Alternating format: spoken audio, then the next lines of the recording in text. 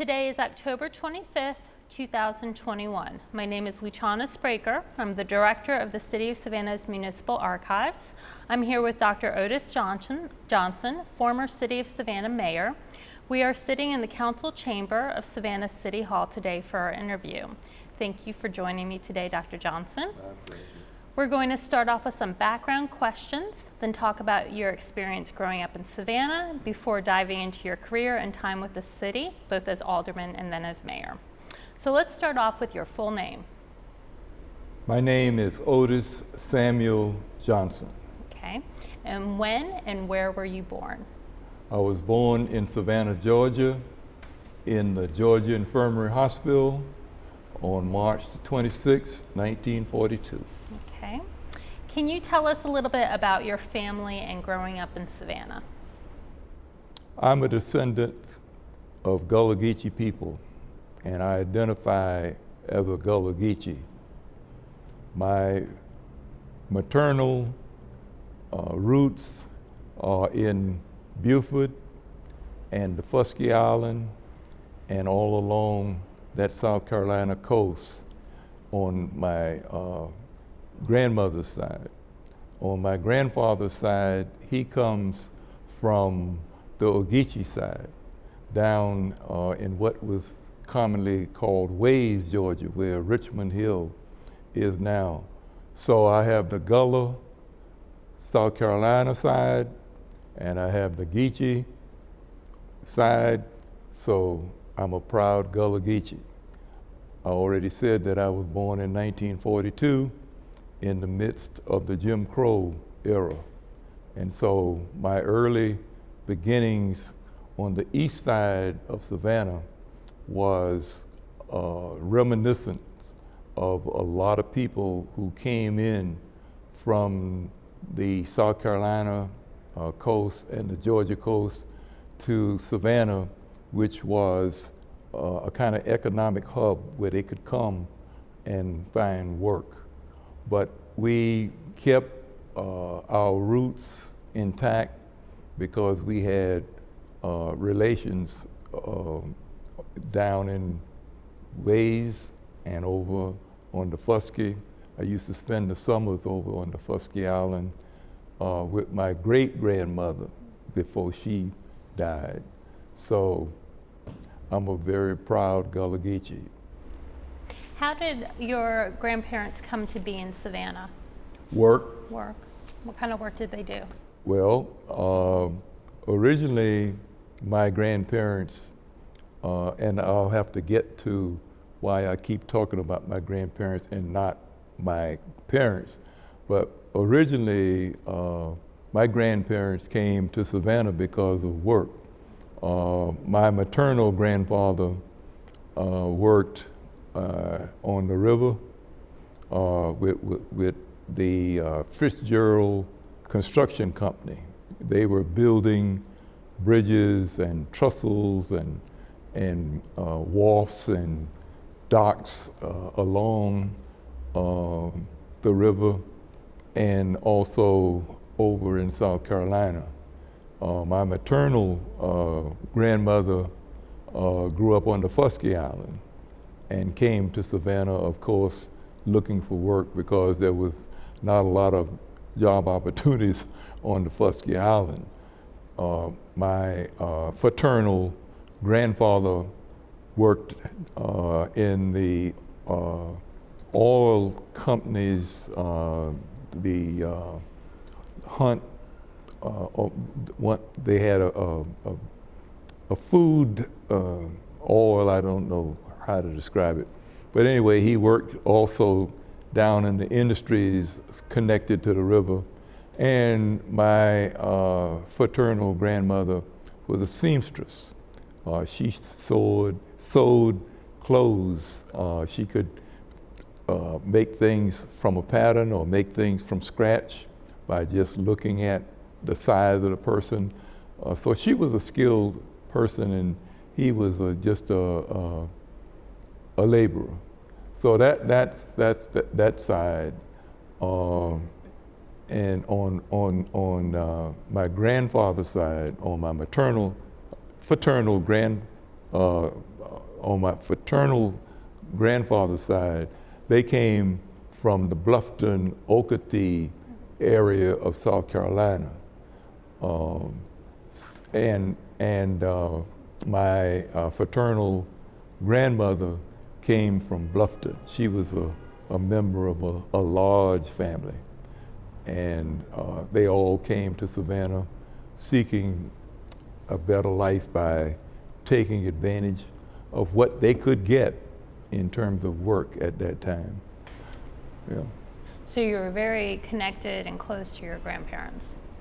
Well, on both sides. I was born in 1942, and my mother was still a teenager. And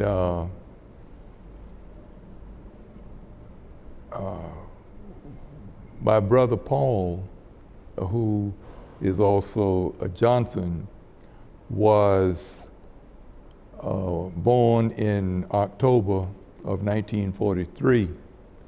And my father died 3 days later from tuberculosis when my brother was born. So my mother was a widow right around the time she turned 18. And she was living with her parents, as was normal in those days, the extended family. And so when you're living with your parents, you know who's in charge, especially when the circumstances were the way they were. With my daddy dead, my mom was still a teenager, and so grandmama and granddaddy were in charge. A few years later, my mother met a man, a preacher at one of the Baptist conventions, and they hooked up, and they eventually got married. And there was a discussion about where would these two little boys stay. Were they going to Tuscaloosa, Alabama, where this man lived, or were they going to stay in Savannah, Georgia with her parents? Well, it wasn't, to my knowledge, it wasn't much of a discussion, because my grandfather and my grandmother said these boys are staying with us.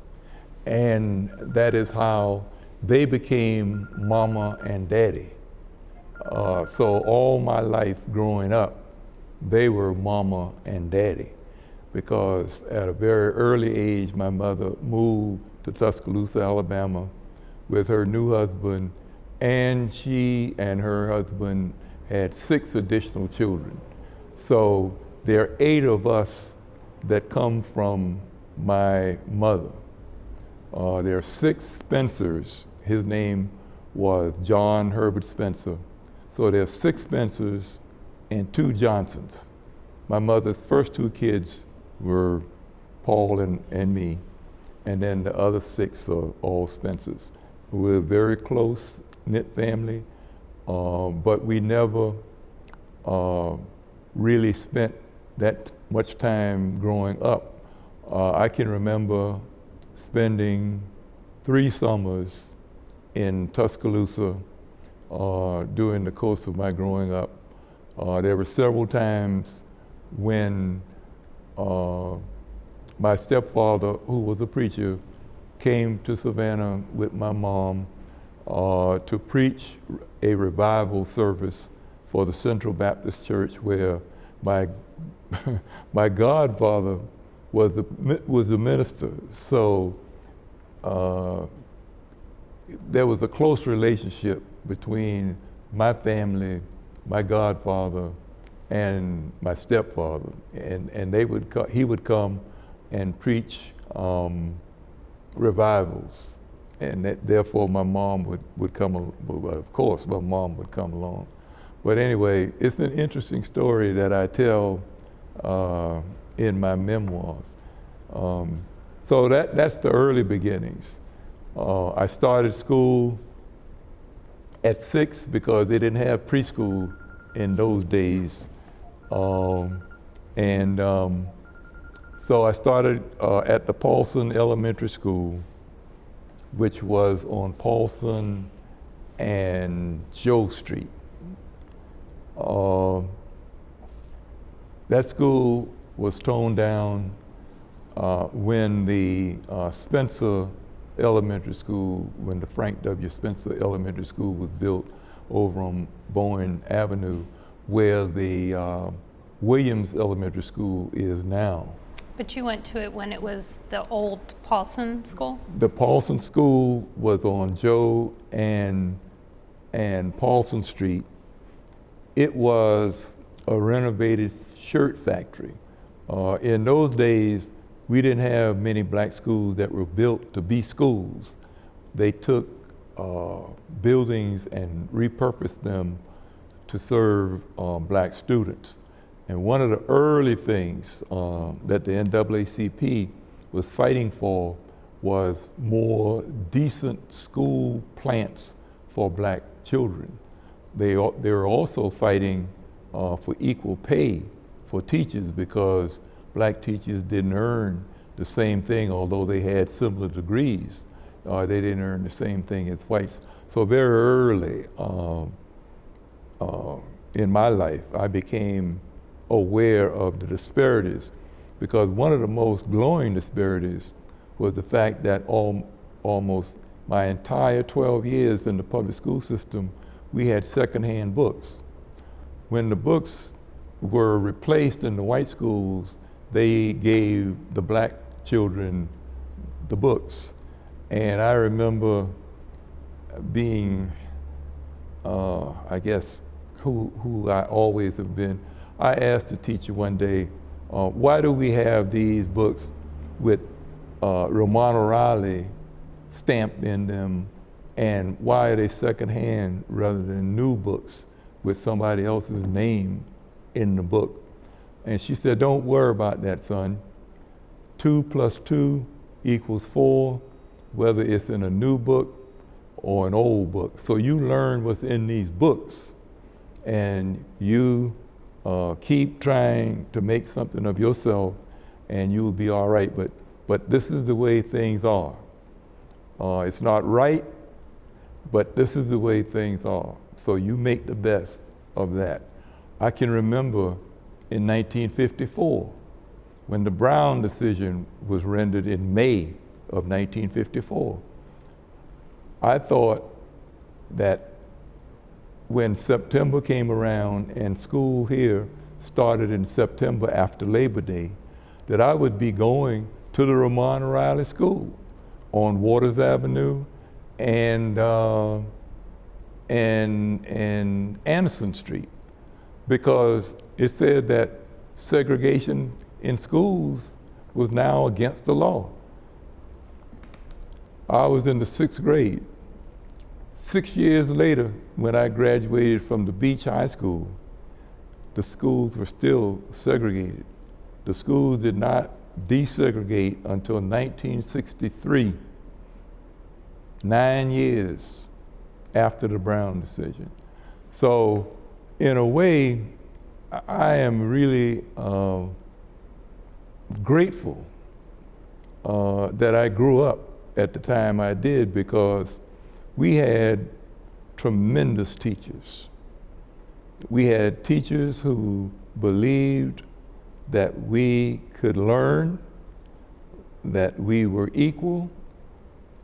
They took things like the Declaration of Independence, and we had to read the Constitution and the Bill of Rights and all those things, and they gave us civic lessons that imbued in me this feeling that things were not right, and that they were definitely not fair, because my grandmother didn't move around that much outside of the neighborhood and go into church.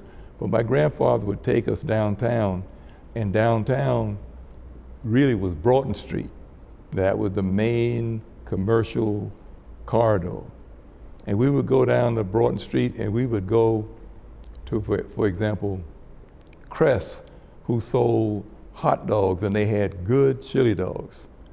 And we would have to come to the end of the counter and we could buy the hot dog and we could get the orange drink, and we could stand down there and eat it, but we couldn't sit at the lunch counter.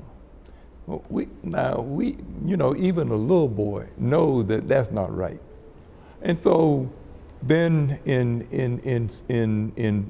54 and 55, with the lynching of Emmett Till and the Montgomery boycott, man, see, I grew up in all of that. And we discussed those things in school, and we discussed them in the neighborhood. And that's what shaped me. And so that's how I got to be who I am. And I'm so glad that I was molded in that culture. And between the Gullah connection and the civil rights connection and the school connection, all of that created Otis Johnson. So as you start moving into young adulthood, you start becoming very active in the civil rights movement. And Absolutely. talk about some of the activities and things you took on to try to make a difference in your community. What did you do as Otis Johnson? In 1960, I was a senior at the Alfred Ely Beach High School. On March 16th, and it's easy to remember because it's the day before St. Patrick's Day, the NAACP Youth Council started the sit-in movement in the city of Savannah. Earlier that year, the students in North Carolina and also at Fisk had started the sit-in movement, and it grew like wildfire across the South with young people sitting in at lunch counters.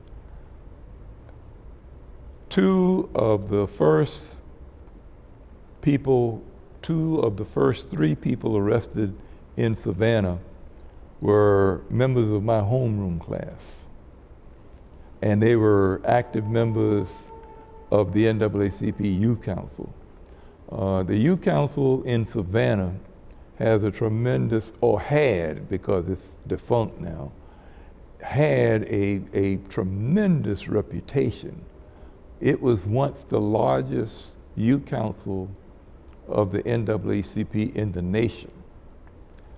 And it was founded and nurtured by Reverend Dr.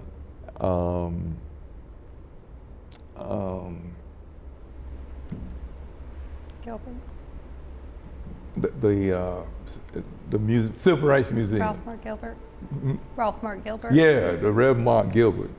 Because the NAACP in Savannah was one of the early branches, but it had gone dormant.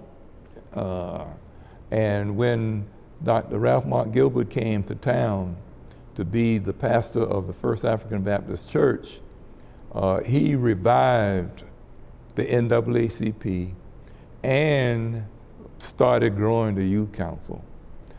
Not only did he do that, but he created branches all across the state of Georgia and created what would become the Georgia Conference of NAACP branches. So there was a long history of advocating for better schools, for voting rights, for all of the things that would become a part of the civil rights movement early in Savannah. So these students were active in the youth council. They went down to the Levy's department store where the SCAD library is now, and they sat in at what was the Azalea Room, which was the lunch counter or the restaurant in Levy's department store. They were arrested for trespassing. So when it was time for them to go before the police recorder's court, we decided at Beach that we were going to go down to the recorder's court to show our solidarity with them. Well, we were all wrapped up in the movement, and it was so interesting now that as a mature adult you can look back at it and see how naive we were. But we went to school on that day, and we left school to march down from Hopkins and 45th Street to Havisham and Oglethorpe, where the police department is and where the recorder's court was. Well, leaving school without permission was a no-no under any circumstances. But when we returned to school, we were met by the principal, Otha Douglas, at the door of the school and told that we were suspended for leaving school without permission and that we would have to bring our parents back to school in order to be readmitted. Now, I was a senior, and I had to go home and tell my grandparents, my parents, that I was kicked out of school for demonstrating and that one of them, and it was no question about who it was going to be my grandfather, because my grandmother did, like I said, she didn't venture out a lot. She went to church, she would go downtown when she needed to buy something. Other than that, or visit the sick and stuff like that. But other than that, she was a homebody. So I had to come to school, and we had this little ritual that we went through, and it was so funny. But let me get back to the naivete. Had we played hooky and not gone to school that day, we would have been just marked absent. But to go to school and walk out of school in a protest and then come back to school, you know, that was just dumb. Because we could have just taken an absent day. We could have gathered, especially on Can Park, which is close to the school. We could have gathered on Can Park and made our little trek to the police department, and we could have just gone on and dispersed, and I could have gone on to the east side, because in those days we had to provide our own transportation to get from the east side all the way over to Beach, which was on 45th and Hopkins. I lived where Blackshear Homes is now, and they've renamed it, and I don't know what the new name is. But I lived on Rockefeller Street, and we had to get from Rockefeller Street to 45th and Hopkins. So I just marvel at the fact that had we been a little more mature and a little smarter, that we would have just played hooky. Was your grandfather upset with you that you? Oh, you know he was upset. Because I was going to be the first in a long line of relatives that graduated from high school. And not only that, but he was looking at what would this do to my future if I didn't graduate from high school. So we went to Beach, and I laugh at this little ritual we went through. So the principal said that I was suspended for leaving school without permission, and that if I did anything like that again, I would be suspended and I wouldn't graduate. This is March. Graduate in June. So then we go through the ritual. Mr. Douglas, I promise that I will never do anything like that again if you let me back in school. And then my grandfather said, Mr. Douglas, I can assure you that Otis will never do anything like that again. Please let him back in school. So, you know, we did the, what do you call it? When you fall on your sword, whatever it is, that we did it. I was put back in school. It was a ritual that we had to go through, because I am sure that the people at 208, and that's what we call the office of the Board of Education, had already called Mr. Douglas and said, you've got to deal with these students and put them in check, because we're not going to have this leaving school protesting. So we all got back in school. So that was my first foray into demonstrating. I wanted to follow the myths that I'll retract that. They were not myths, but the stories that were told to me by my relatives about my daddy. And I had an uncle on my father's side that was very close to us and took up a lot of time. He was in the Navy. My dad was in the Navy. And we had these little pictures and other things about my father's journey in the Navy. And so in your high school years, you're thinking about, what am I going to do? What am I going to become? And in those days, there were 3 options for black boys. One was to go to college, and my family was poor, and there weren't any Pell Grants and loans and scholarships and all that stuff, so that option was off the table.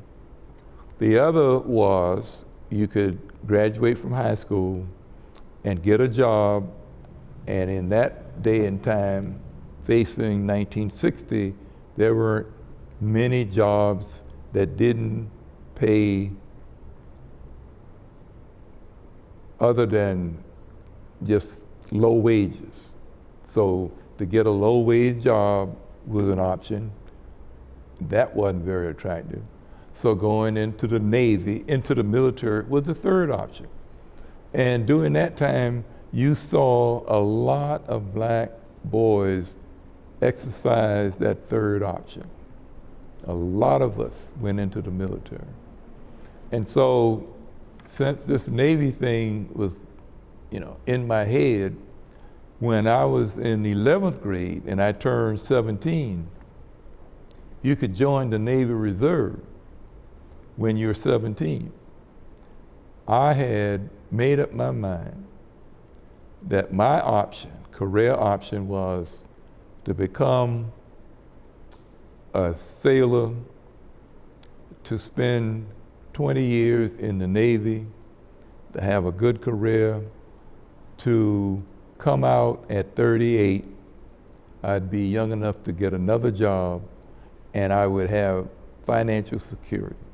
When you're growing up poor, financial security, you don't talk about finance security, but you don't want to be poor. Nobody wants to be poor, so you're always thinking about, okay, how am I not going to be poor? So I had it figured out. I was going to join the Navy, and you could join the Navy Reserve.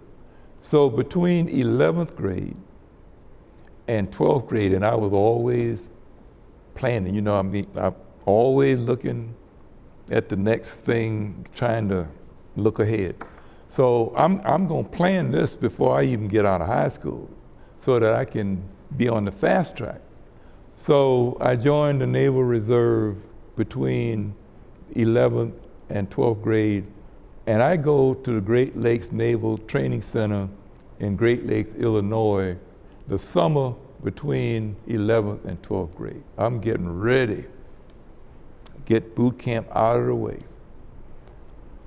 That taught me another lesson about race, because in boot camp, for 9 weeks, I lived with people of all races.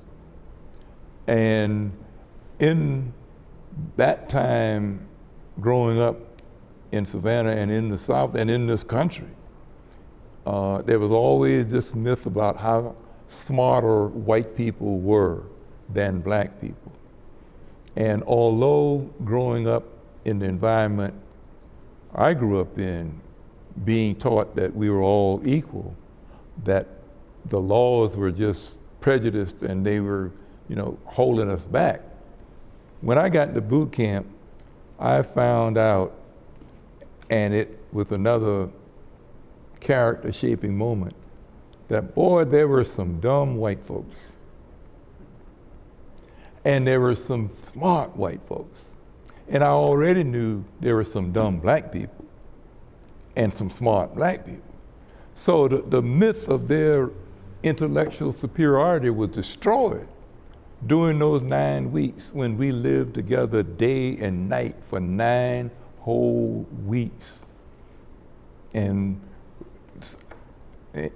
anyway, I won't exaggerate on that, but you know, some of them guys didn't hardly know their left foot from their right when we were drilling. And I had been a Boy Scout, and part of being a Boy Scout is you learn how to march and how to drill and how to pivot, how to right face and left face and about face. Oh man, oh. Anyway, I came back home and I said, okay, I know that this Navy thing is going to be all right. So I graduated in June. In July, I'm on active duty. I'm assigned to a destroyer, the USS Johnston DD-821 out of Charleston. I was happy because I was close to home. I had fallen in love with my teenage sweetheart, and all I could do was think, I said, okay, I'm gonna get married. You know, we're gonna live on base. Yeah, I had it all figured out. Then we started going to sea. And I guess about 6 months later, I get the Dear John letter. I said, man, you know, the heart, what is it? Absent does not make the heart grow fonder. So I got Dear John letter. So I said, okay, still thinking about the career. I have to move on. Marriage now is off the table. So then,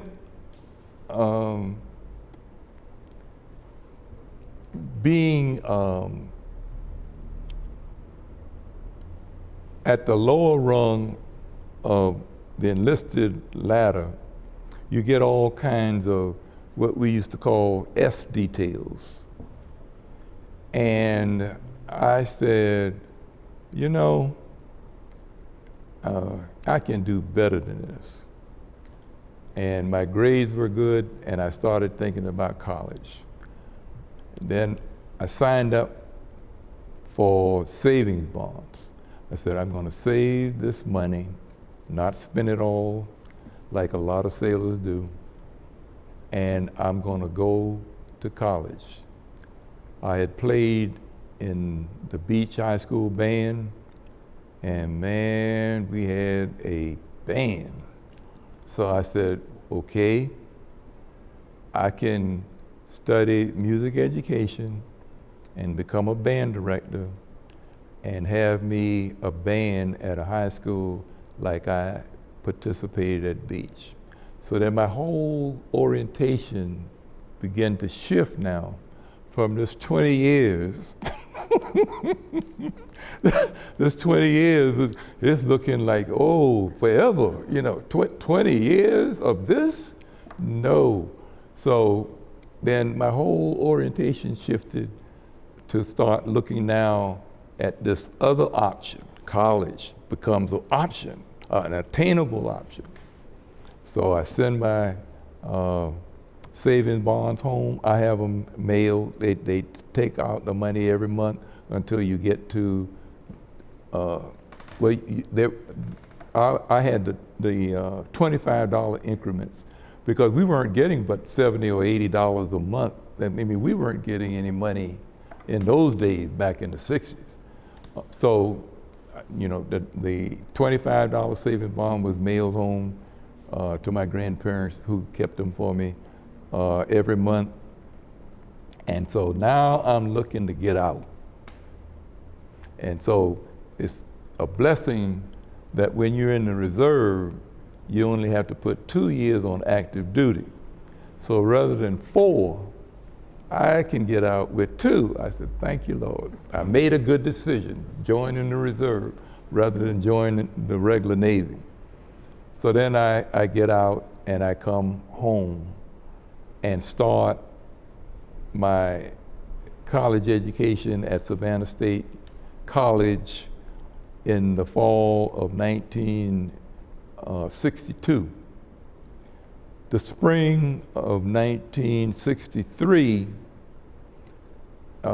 is what we call the Student Uprising at Savannah State, where students protested the firing of one of the beloved instructors because the president thought that this instructor was too involved in the civil rights movement. This man had the audacity to apply in 1963 to become the superintendent of the public school system in Savannah, Chatham County. And the schools weren't even desegregated. And he was also very close with the college chapter of the NAACP and was very involved in the civil rights struggle that was going on, starting in 60, still going on in 63. What was his name? His name was Christoph. I'm blanking on his first name now. But anyway, and I guess I should have anticipated that question. But anyway, as a part of the protests, 50 some of us went over to Armstrong. We were all freshmen or sophomores to make a statement that if you don't meet these demands, that we're going to apply to transfer because Armstrong was still segregated. They had turned down at least 3 applicants before 63. So we all march over there, and with that crowd mentality, everything is possible.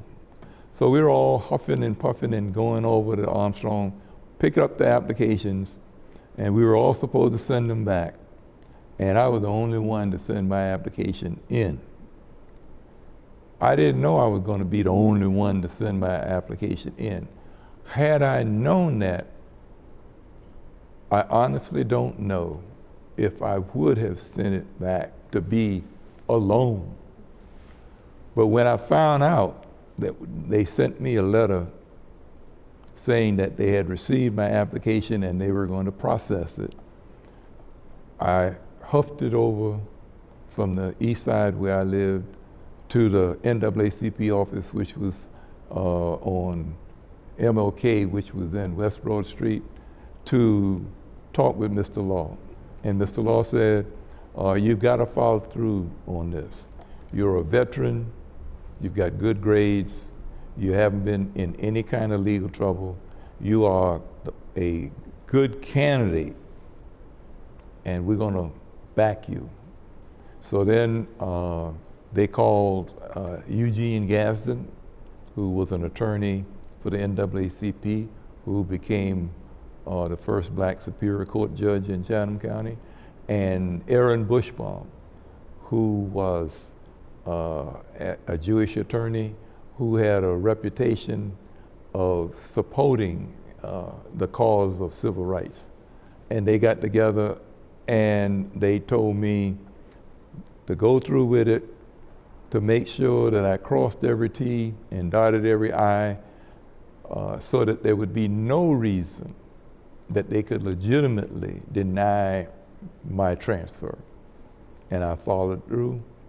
And in June of 1963, I became the first black to be admitted to Armstrong. It was a junior college. So then I had to say, okay, I'm over here. And the college was then in a cluster of buildings on Bull Street, just north of Forsyth Park.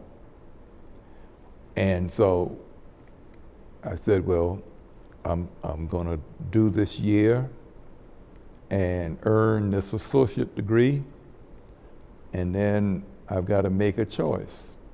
Either I've got to go back to Savannah State, or I go to the University of Georgia, which was the usual path for students who graduated from Armstrong. Either they went there or they went to Georgia Southern or some other four-year institution. So I said, well, okay, I'm in this now. I'm going to the University of Georgia. I applied and I was admitted after some delay, and that's another story that I could tell about how they tried to discourage me from attending the University of Georgia. But I went there and I graduated and became the first undergraduate from Savannah to go to the University of Georgia. Were you one of the first black students at the University of Georgia too? No. Hamilton Holmes and Charlene Hunter were the first two. They graduated a year before I got there. There were about 65, I think there were about 65 black students when I got there. And we were all over the place because we had different majors. But we gathered at the Bulldog Room, which is the student center.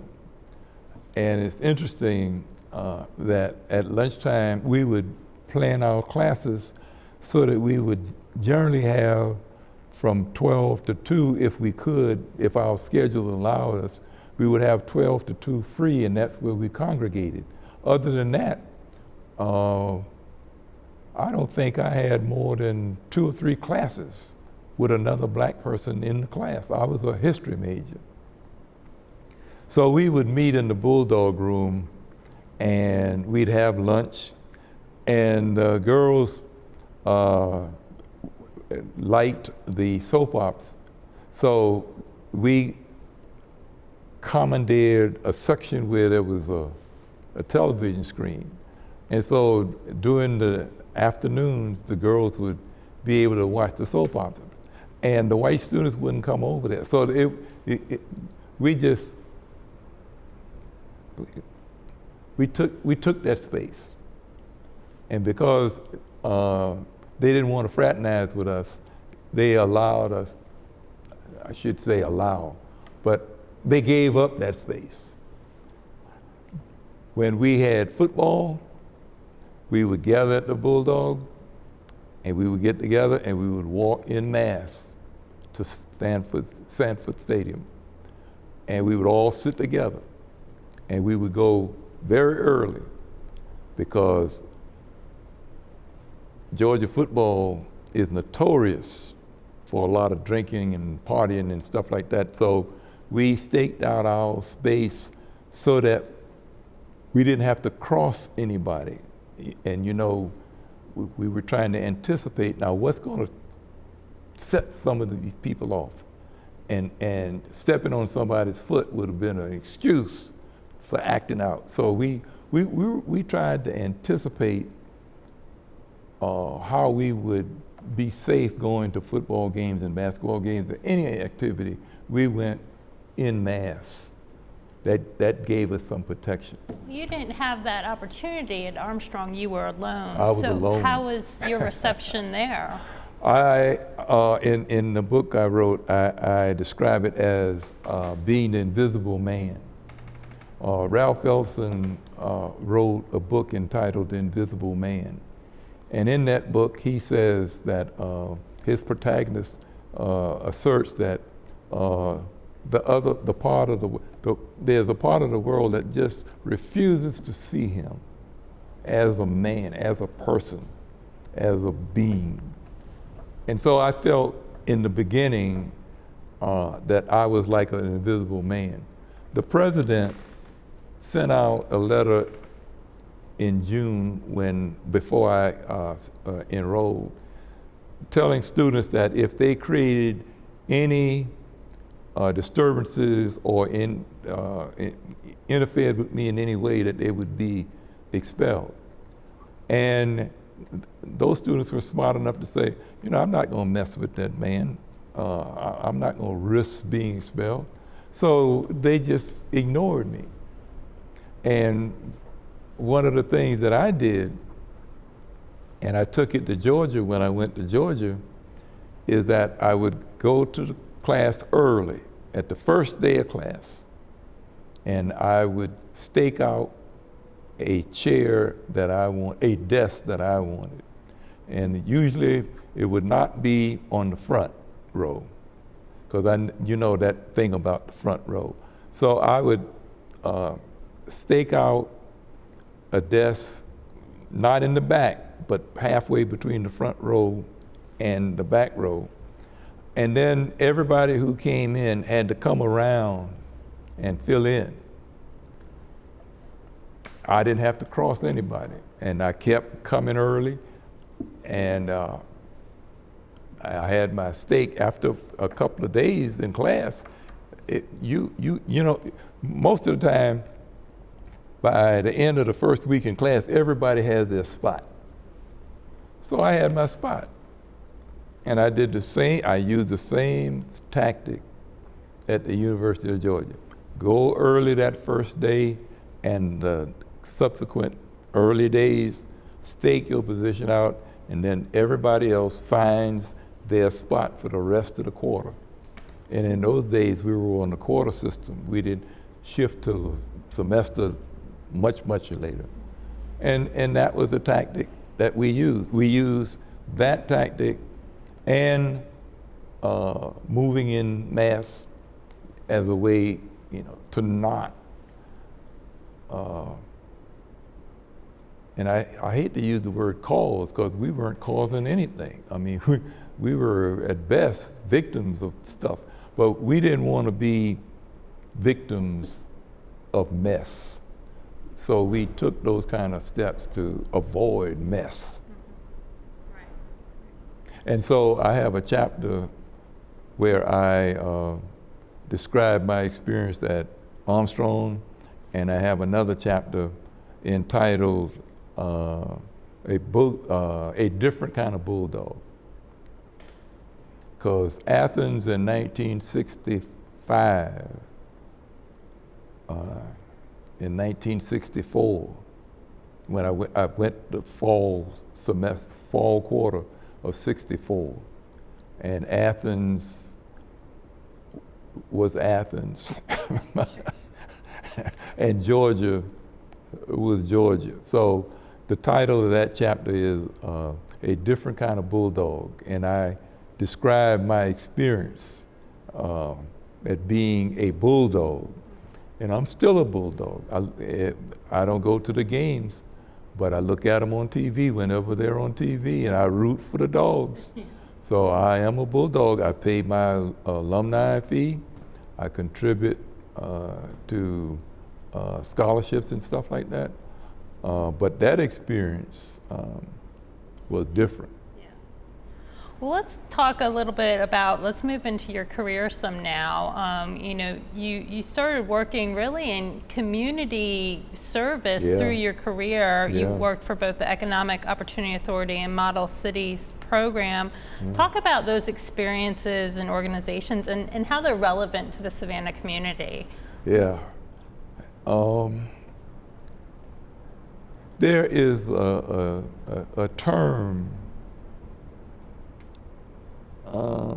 that's rarely used now, but it's still relevant in terms of describing who I am, and that is a race man. I am, or I claim to be, a race man where I put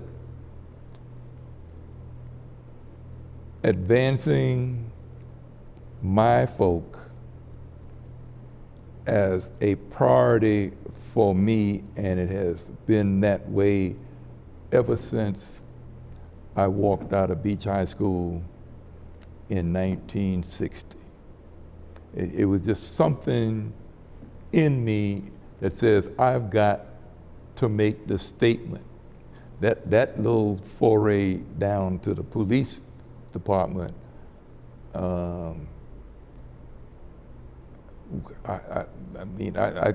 didn't think about it like I'm describing it now, but it was just something that I needed to do.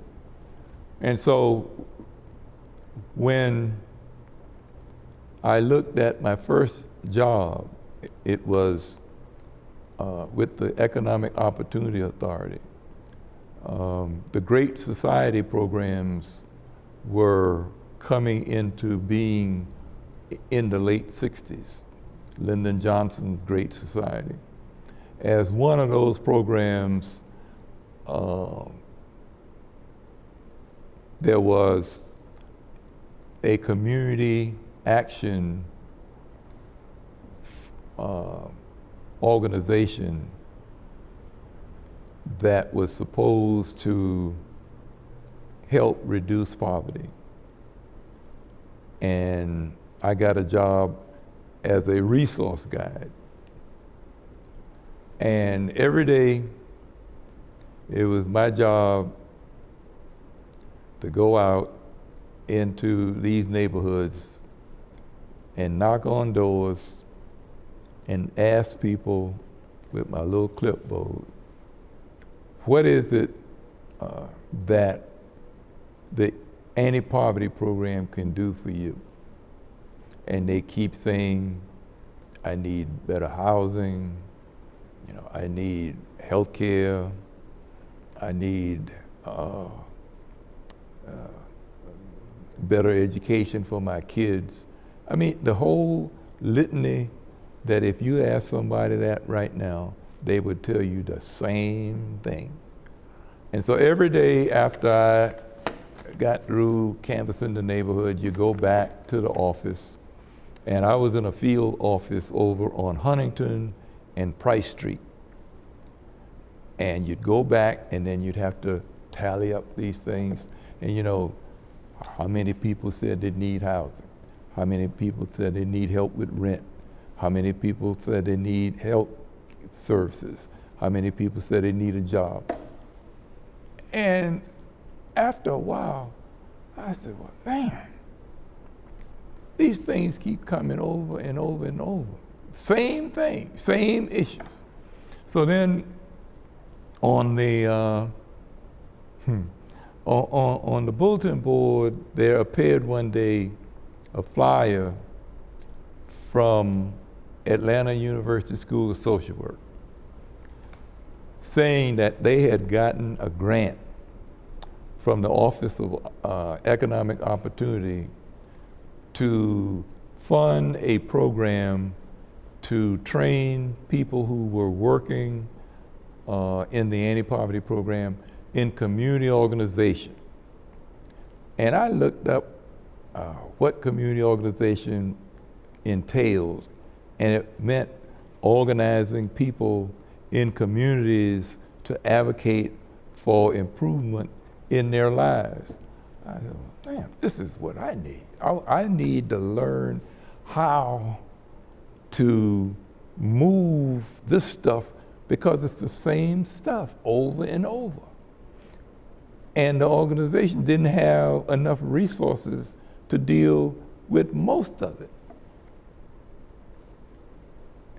They didn't have jobs, but then you had to confront the issue of people who hadn't finished high school, and if you didn't have training programs, then how are you going to train these folk to get a job that is not just a menial kind of job at low pay? So how do you deal with these systemic issues?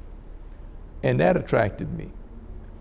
And I applied, and I was admitted to the School of Social Work at Atlanta University. And I went up there and learned how to become a community organizer. In those days, the Masters of Social Work had 3 concentrations. Casework, which meant dealing with individuals and families. And then they had a concentration in group work, working with groups, family groups, community groups, and they had community organization, the skills on how you make systemic change and work at the administrative level and at the advocacy level. Well, that was my concentration, community organization. I earned that degree, and by that time, the Model Cities program had come on, and I looked at that, and they were advertising for a social planner right down my alley. So I applied, and that program was run by the city of Savannah. So I was hired as a social planner. And I came home after graduating and became a social planner.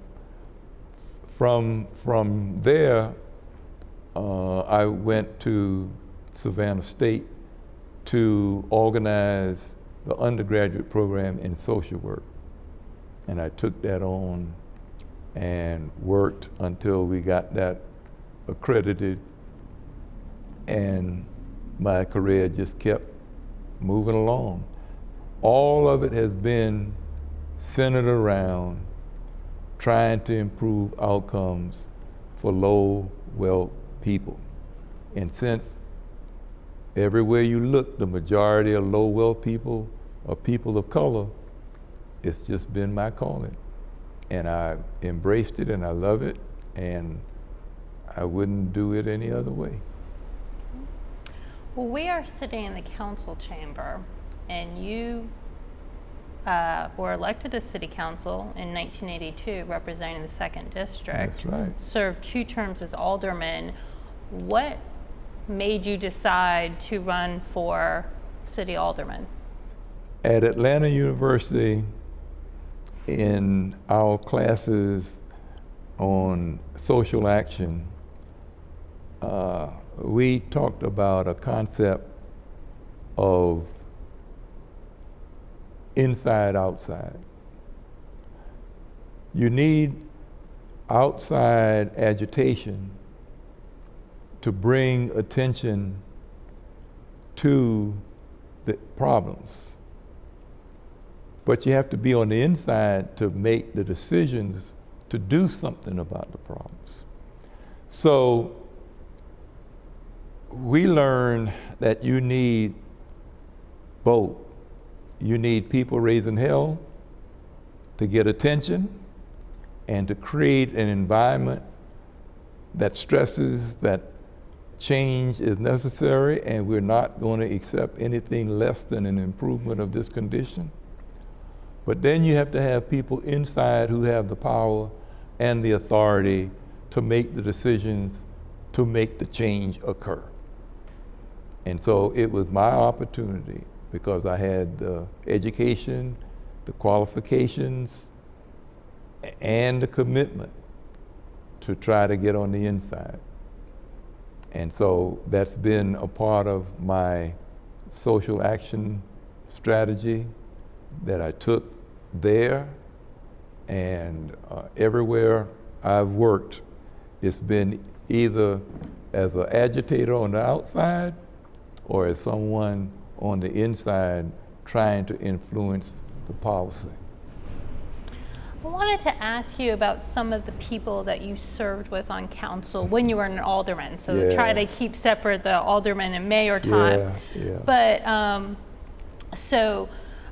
you served as an alderman with both Floyd Adams and Robbie Robinson. Can you Yes. speak about both of them? Oh, absolutely. The three of us ran at the same time. We were not close before we ran, but we became close after we were elected. When we ran for office, it was during the Resakas administration. And in those days, John Resakas organized a slate of aldermen to run with him. And of course, you have this concept of a team, and you want a team so that whatever objectives you have, you can move those objectives and priorities. So we were outsiders. He had his team.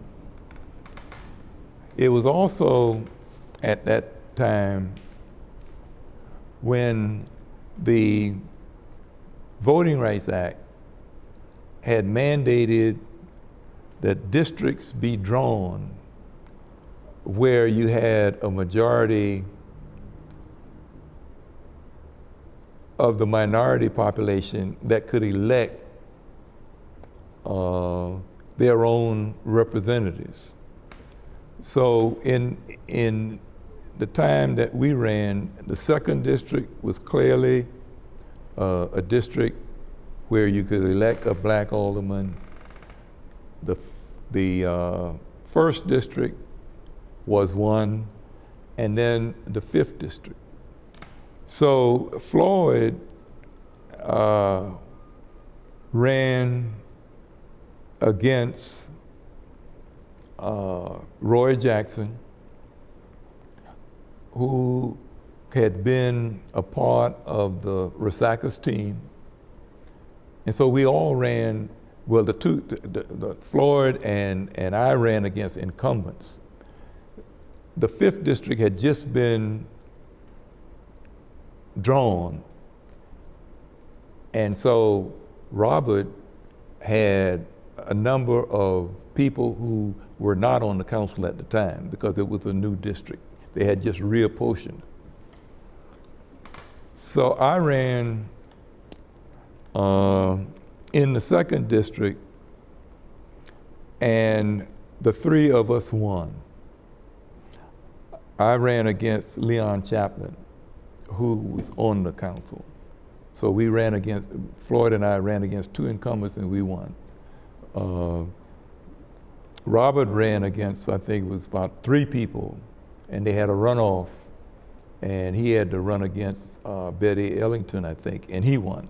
Anyway, we get on the council in '83, and it becomes clear, looking at the demographic shifts in the city of Savannah, that one day Savannah was going to have a black mayor. And we didn't know how our terms were going to go. They went well, and we were reelected in '86. And it became even clearer then that we were on the way to eventually having a black mayor. In 1988, halfway through my second term, the city won an award from the Annie E. Casey Foundation to create the new Futures Authority. And so Don Mendonza, who was the city manager at the time, talked to me about applying for the directorship of the Youth Futures Authority. He said I was qualified and that I had the commitment to young people and that I should apply. Well, I told him that I wasn't interested because I had just gotten tenure at Savannah State. I was chair of the department, and I was an alderman. I would have to give all of that up to take on this new job, which was a 5-year grant. So why would I give all of that up and not know if the Youth Futures Authority would be in existence after 5 years? You know, self-preservation. So they had a national search and they came up blank. None of the applicants were satisfactory. So they came back to me again and asked me would I consider it. And I thought on it and I said, well, if I get the job and I don't go past the 5 years, I can always try to come back on the faculty at Savannah State, because I wasn't about to leave Savannah. I mean, I love this place. I'm going to die here. Already got my grave site here. Ain't going nowhere. So then I said, okay, I'll do it. Now, I'm off the council. Robert and Floyd are still there. 1 year later, Robert is murdered by a mail bomb that was sent to his office on Abercorn Street, and it blew him away. That leaves Floyd. Floyd stays on the council, works his way up to become Mayor Pro Tem, and then Susan Weiner is elected, and when she runs for a second term, Floyd offers to compete with her, and he wins. So he becomes the first African-American mayor. This city has term limits, so he could only serve 2 terms. Robert's dead, I'm here, Floyd is going to term out. So what do you do? So you felt like you had to run? Well, I didn't have to run. I wanted to run. I mean, you felt, was it a calling that you felt? I believe that it was a calling because earlier in my career, I said that I wanted to do one of 2 things: become president of Savannah State University or become mayor. Well, the way Savannah State was going, that didn't seem like a viable option. The mayor's thing was a real option because of my record. And people, when they realized term limits were going to move Floyd out, I had a built-in support mechanism. And it was a biracial group. We had a wonderful campaign, and I ran against 5 different people, had a runoff, and won the runoff, as folk would say, by a hair, but it doesn't matter whether it's a hair or not. I won. Who was the runoff against? Pete Lukakis. So talk about what were your major initiatives and goals as mayor in your first term? Because I knew I wanted to run, I left Youth Futures after 10 years, and I became Dean of the College of Liberal Arts and Social Sciences at Savannah State. And during the interview, I told Dr. Carlton Brown, who was the president, and Vice President Pete Silver, that I was going to run for mayor 4 years later, because it was right after the election of Floyd. And see, I knew about the term limits. I knew he was going to term out. And I told them that I wanted to transfer from Youth Futures back to Savannah State, and if they would give me the opportunity, I was going to only be able to take this position as dean for 4 years because it was my intent to run. They said, give us 4 good years, run, and we'll be there for you. And so that is how I transitioned from Youth Futures to the dean of the College of Liberal Arts and Social Sciences, and how I retired in 2002 to prepare for the election in 2003. I took that year off intentionally to study the experiences of African American mayors.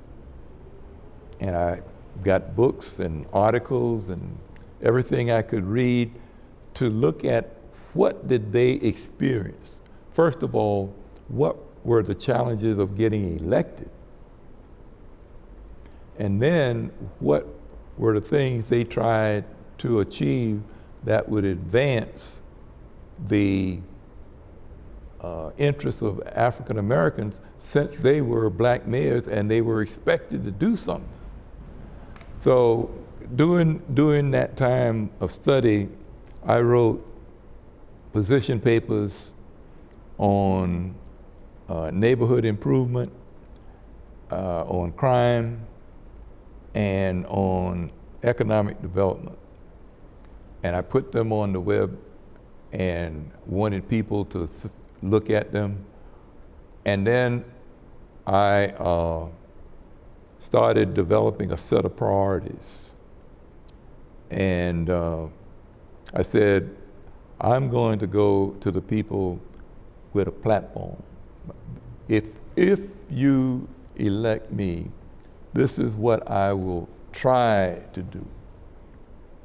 And at the end of each of those position papers, I had a list of promises made. And the promises then became the items in the platform. And then at the end of the campaign, we had a retreat once we took office, and we developed a set of priorities for the council. And as a good social worker, I went into group practice mode, and we were able to come to agreement, or come to at least consensus, on what were the priorities we would work on our first term. And if we did that well, running for re-election would be a piece of cake. We listed those things out. We also proposed that we would have quarterly town hall meetings, and at the quarterly town hall meetings, we would give a report to the people on the progress we were making or the lack of progress. If we weren't making progress, we would try to explain to them what were the obstacles to the progress. And at the end of the first year, everybody who ran for re-election was reelected. I won against 5 opponents with 70% of the vote with no runoff this time. So by being explicit with what it is we wanted to do for and with the people, they responded by re-electing us. And how, in your second term, did you carry it was rough. things? It was rough? Because the council was reconfigured because we had 2 new members, and the new members were more conservative, and you don't have to be a Republican to be conservative, but they were conservative. And a lot of the things, or at least a lot of the ways we wanted to do things, they had some questions about. So it was more contentious. And at the end of that term, we had the opportunity to hire a city manager because Michael Brown left to go to a job in Virginia. And it was one hell of a struggle coming to terms with the fact that we should have the first African American city manager. And I was adamant about that. I mean, that was one of my goals. And not only did we get the first African American city manager, but we broke another glass ceiling by having the first female. So we wrapped that all into one. It was an opportunity that we presented, and I came up with this phrase later, and it might be a kind of justification, but we provided a person with an opportunity, but we could not guarantee the success of that person. And Small Tony was that person. And in the end, in Edna Jackson's term, it became evident that she was not the right person, but she had the opportunity. And as far as I'm concerned, she blew it. But I accomplished a goal, a personal goal that I had, and I got 2 for 1. And I'd do it again, except I would hope that the person chosen would see the opportunity that was presented, and they would do a better job of being a good city manager. And the press took me on, and you have to have a thick skin to be in this business, because I was getting flack from council members and the press, and in many ways from other people that didn't agree with the direction we were heading, but we did it, and I'm proud of it. Well, looking back at your time as mayor, are there other things that you would hold up as challenges or successes? Oh yeah, we were trying. Oh yeah, and the second term was rocky, and that's why I say that if there were not term limits, I would not have run for a 3rd term. Well, you had a personal setback too that made Oh, it that hard. was between the 1st and the 2nd term. Yeah, I had a massive heart attack in 2006. The election was coming up in 2007. And in my mind, all along from day one, it was my intention to run for the 2 terms. But I had a massive heart attack in Memphis, Tennessee. I was attending the U.S. Conference of Black Mayors meeting in Memphis, Tennessee. And on that Friday night, Saturday morning, I had a massive heart attack and almost died. They eventually had to put 3 stents in my heart. A portion of my heart is dead. It's not functioning. It's not pumping. So I have heart disease, and I have what they call, what is it called? Anyway, I'm lucky to be here. Did it change the way you led Oh or yeah. in your second term? I became more serious. I've always been serious, but I like to say that it made me take a laser focus to everything I was doing and to eliminate anything that I thought was not worth the stress and the endangerment of the time I had left. And so, fortunately, I've been around all that time, and I got to be a two-term mayor. You've been busy since you've left Oh, office. I don't know how to slow down. Everybody tells me I need to slow down, but I really don't know how. There's a saying, I don't know whether it's original for Mr. W.W. Law or not, but when he, after 26 years, and this is my term, when he was forced out of being president of the NAACP, he said that he was not going to rust out, but wear out.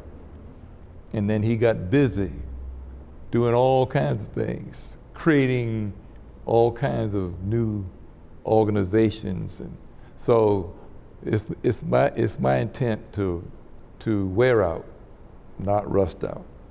But I still have to realize, that I have heart disease and heart failure. I was searching for the heart failure. I have heart failure. So sooner or later, the old heart is going to wear out.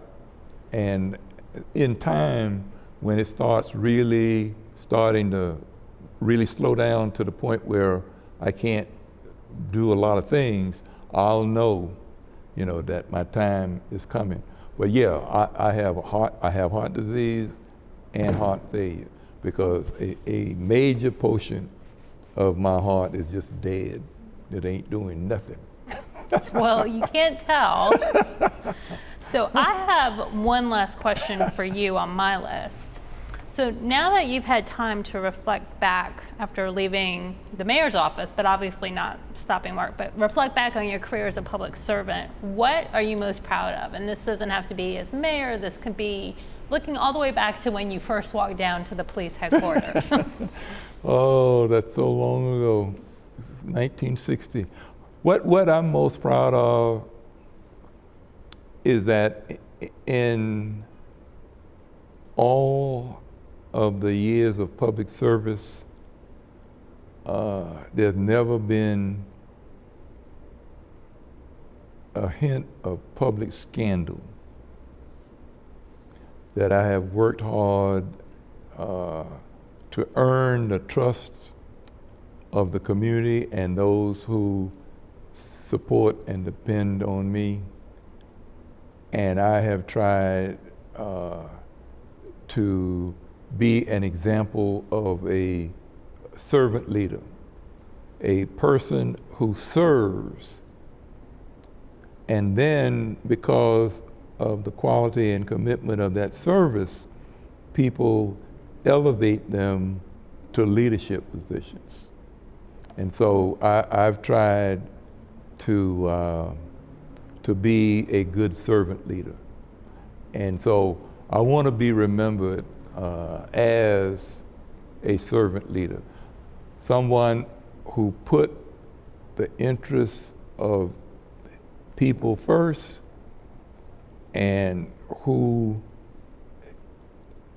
tried to be a leader to advance the interests of those people. That's the way I'd like to be remembered. Okay, so I lied. I've got two questions. So is there somebody that you look up to as a mentor that you would consider in Savannah as a servant leader that you looked up to? W.W. Law. Wesley Wallace Law is a hero for me.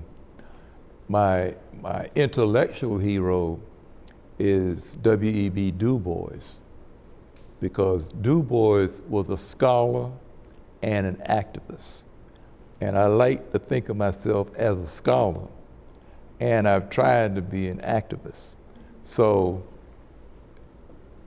intellectually, I look to Du Bois as an example, and locally, I look to W.W., who committed his whole life at sometimes great sacrifice to advance the interests of his people. So those are my two heroes. And of course, I have to look at Malcolm X and Martin Luther King, because in the book, I quote both men. Of course, everybody knows Martin Luther King's speech that I have a dream, and it is lofty, and it speaks to the best of what America can be, claims to be. But then you have to deal with the reality of Malcolm, who says that there is no American dream, there's an American nightmare when it comes to race. And so I look to both of them for inspiration. Hope in King, pragmatism in Malcolm. Because Malcolm, you know, you have to look at the totality of Malcolm to see the greatness of his life. And of course, everybody knows how great King was. But these two men, to me, speak to the clash in America of what ought to be and the realization of what is. And that's the challenge. So those are my four heroes. And of course, people like Fannie Lou Hamer, you know, who came from, I can't ever compare my economic situation to what Fannie Lou Hamer experienced as a sharecropper, but to come from humble beginnings and to achieve the stature that she achieved. And then another person, Miriam Wright Edelman, who spent a lifetime with the Children's Defense Fund, working on behalf of children and families. And I've got a lot of other heroes and sheroes, because knowing that these people have struggled, are struggling, is what keeps you from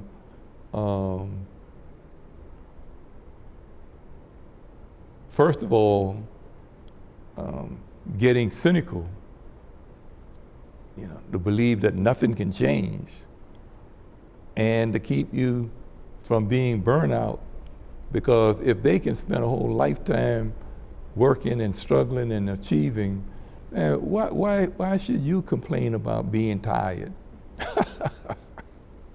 So, you know, I've got a lot of heroes and sheroes, because I look at my history, and there are just so many examples of people that have overcome tremendous odds in the struggle for equality. And I like to say that African Americans have never asked for anything more than what the Constitution and the Declaration of Independence and the Bill of Rights said were available for all citizens. And I'm a citizen, natural born and bred, and I ain't taking nothing less. So I think this really will be my last question. I was wondering, as you were talking earlier, and you were talking about the Jim Crow era, growing up in Savannah, and then thinking about when you served here in City Hall, did you ever come to City Hall as a child with your No. Okay, so do you remember the first time you came to City Hall?